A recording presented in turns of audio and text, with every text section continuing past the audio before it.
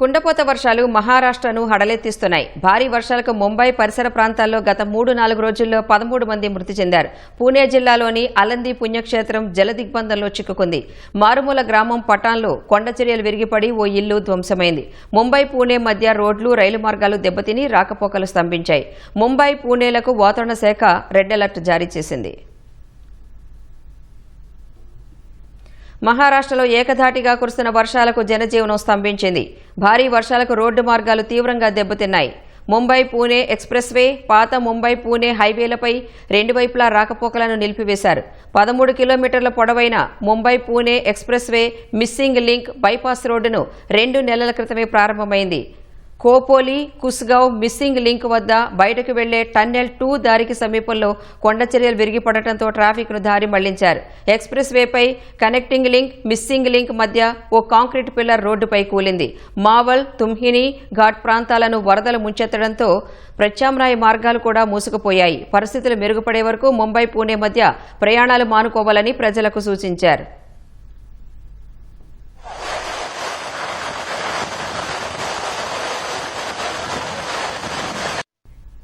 భారీ వర్షాలకు central railway పరిధిలోని ఘాట్ సెక్షన్లు దెబ్బతిన్నాయి. తెల్లవారుజామున 3 గంటల సమయంలో కర్జాత్, లోనావాలా, ఘోర్ఘాట్ సెక్షన్లోని ఠాకూర్వాడి సమీపంలోనూ ఖండాలా, మంకీ హిల్ మధ్య కొండచర్యలు విరిగిపడ్డాయి. ముంబై పూణే వైపు వెళ్లే అప్, డౌన్, మిడిల్ లైన్లు 3 దెబ్బతిన్నాయని సెంట్రల్ రైల్వే ప్రకటించింది. ముంబై పూణే మార్గంలో 16 రైళ్లను రద్దు చేశారు. మరో 9 రైళ్లను దారి మళ్లించారు. ఛత్రపతి శివాజీ మహారాజ్ అంతర్జాతీయ విమానాశ్రయంలో 17 విమానాలను రద్దు చేశారు. 200కు పైగా విమానాలు ఆలస్యంగా నడుస్తున్నాయి.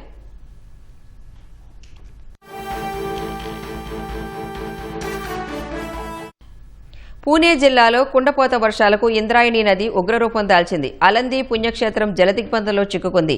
అలంది పట్టణానికి వెళ్లేందుకు ఉన్న 4 ప్రధాన వంతెనలు వరద నీటిలో చిక్కుకున్నాయి. పూణే జిల్లాలోని లోహగఢ్ సమీపంలోని మారుమూల గ్రామం పటాన్లో 3 చోట్ల కొండచర్యలు విరిగిపడ్డాయి. ఓ ఇల్లు నేలమట్టమైంది. ఎన్డీఆర్ఎఫ్, పోలీసు బృందాలు సహాయ చర్యలు చేపట్టినట్లు ఉన్నతాధికారులు తెలిపారు. సమీపంలో చిక్కుకుపోయిన ఓ కుటుంబాన్ని కాపాడేందుకు సహాయక చర్యలు చేపట్టినట్లు చెప్పారు.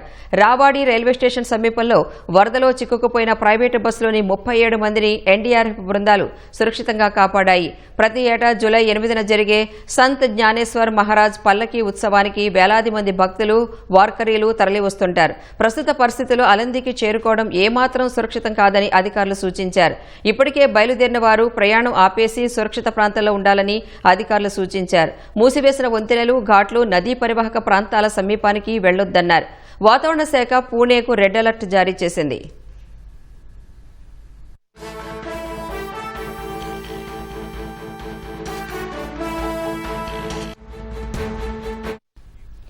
వర్షాల తీవ్రత దృష్ట్యా ముంబై, పూణే, ఠానే, పాల్ఘర్ జిల్లాలో విద్యాసంస్థలకు ఇవాళ సెలవు ప్రకటించారు. మహారాష్ట్రలోని పలు ప్రాంతాలకు వాతావరణ శాఖ భారీ వర్ష సూచన జారీ చేయడంతో ప్రజలను అప్రమత్తం చేశారు. అత్యవసరమైతే తప్ప బయటకు రావద్దని అధికారులు సూచించారు.